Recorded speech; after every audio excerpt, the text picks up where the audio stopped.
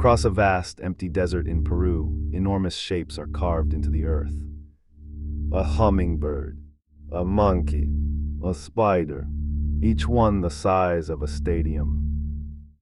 There are straight lines that run perfectly for miles across the sand. And the strangest thing of all is this. From the ground, you can barely see them. They can only truly be seen from high above.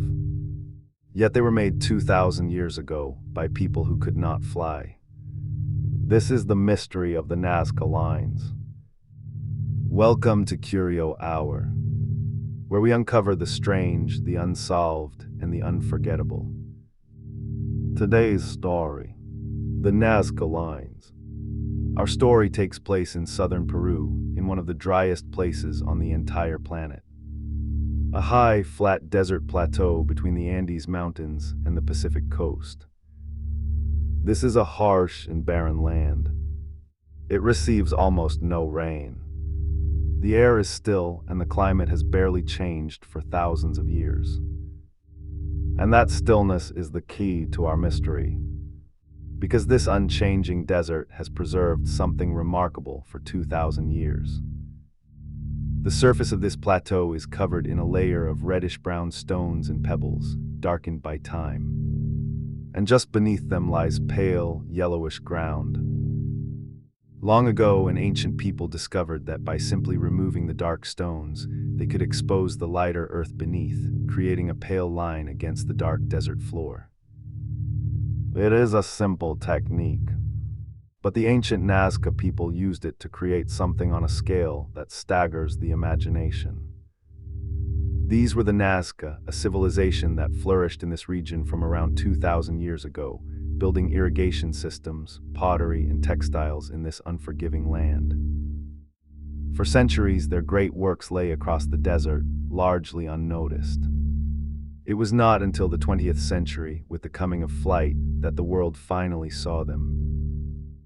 In the 1920s and 30s, as aircraft began to fly over the Peruvian desert, pilots looked down and saw something astonishing etched into the ground below. Lines, hundreds of them, running across the desert in every direction. Some short, some stretching for miles, straight as an arrow across the rugged terrain. There were great triangles and trapezoids, vast geometric shapes scraped into the earth, like enormous runways or fields of pale stone. And then, as more flights crossed the plateau, people began to notice that some of the lines were not just shapes. They were pictures. Enormous drawings of living things, traced in single, continuous lines across the desert floor. The Nazca had drawn a great gallery of figures, visible only from the sky. There is a hummingbird, its long beak and outstretched wings sprawling across the sand.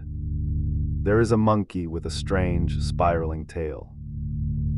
There is a giant spider, a condor with a vast wingspan, a whale, a dog, a tree, and a curious figure with a round head, sometimes called the astronaut or the owl man. In total, the Nazca created hundreds of these designs. Dozens of animals and plants, and many hundreds more lines and geometric shapes, spread across an area of hundreds of square miles. The figures are enormous. The largest stretch hundreds of feet across. The hummingbird alone is over 90 meters long. Some of the straight lines run for more than 10 miles. And here lies the first great puzzle. The figures are so large that, standing on the ground beside one, you would never recognize it. You would see only a shallow trench in the dirt. To see the hummingbird as a hummingbird, to take in the whole design, you have to be high in the air, looking straight down. But the Nazca had no aircraft. No balloons that we know of. No way to rise up and view their own creations from above. So why make giant pictures that they themselves could never properly see? This is the question that has haunted the Nazca Lines ever since they were rediscovered. Who were these images meant for? And why go to such enormous effort to make them? Before we explore the theories, there is one more astonishing fact. We now know the Nazca made these designs with remarkable precision and skill. The straight lines hold their course over miles, across hills and uneven ground with astonishing accuracy. The curves of the animals flow in smooth, confident strokes. So how did they do it without flight, without modern tools? The answer, researchers believe, is actually simpler than the mystery suggests. To make the lines, the Nazca needed only to remove the dark surface stones and pile them along the edges, exposing the pale ground in between. The dry, windless climate did the rest, preserving them. For the straight lines, they likely used a simple but clever method. By placing wooden stakes and siding from one to the next, they could keep a line perfectly straight over great distances. For the animal figures, they may have first drawn a small design, then scaled it up onto the desert using ropes, stakes, and careful measurement, like a giant connect the dots. Experiments have shown that a small team of people, using only simple tools, could create even a large figure in a matter of days.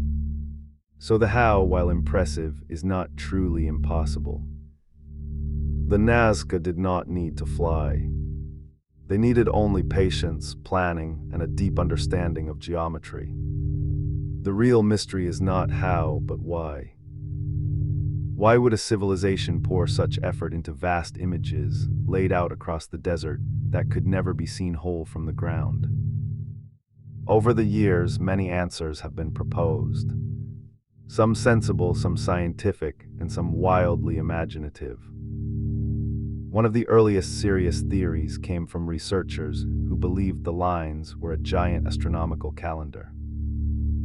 In this view, certain lines pointed to the rising and setting of the sun, the moon, or important stars, helping the Nazca track the seasons.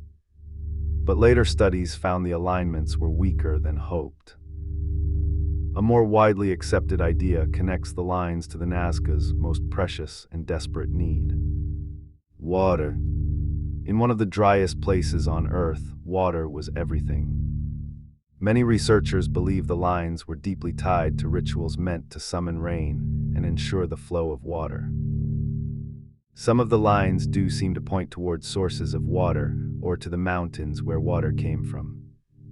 And many of the animals, like the hummingbird and the spider, were linked in Andean belief to water and fertility.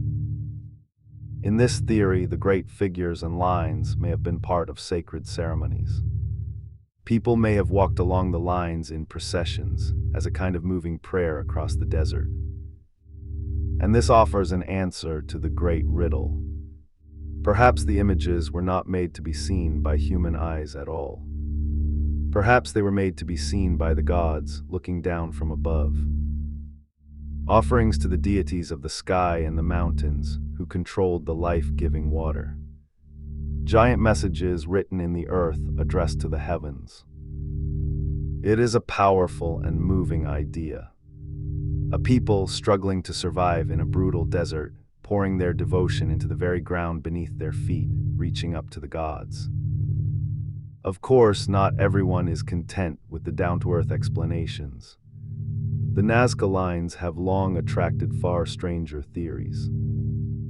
Most famously, some have claimed the lines were runways or signals for visitors from the stars, pointing to the figure they call the astronaut and the runway-like trapezoids. But these ideas crumble under scrutiny. The ground is far too soft for any aircraft. And there is no need to invoke the stars. The Nazca were perfectly capable of making the lines themselves. To credit aliens is, in a way, to insult the real achievement. The Nazca Lines are a monument to human ingenuity, devotion, and skill, not a sign of visitors from elsewhere. And the discoveries continue. Using modern technology, including drones and artificial intelligence, researchers keep finding new figures hidden in the desert, faded almost to nothing. With each new find, the gallery grows and our understanding deepens a little. But the full meaning of the Nazca Lines remains beyond our reach. We can explain how they were made. We can guess with good reason why. But we cannot read the minds of the people who knelt in that desert 2,000 years ago and gave shape to the earth. Giant prayers etched into the sand, meant for eyes high above that we are still trying to understand. The enduring riddle of the Nazca Lines.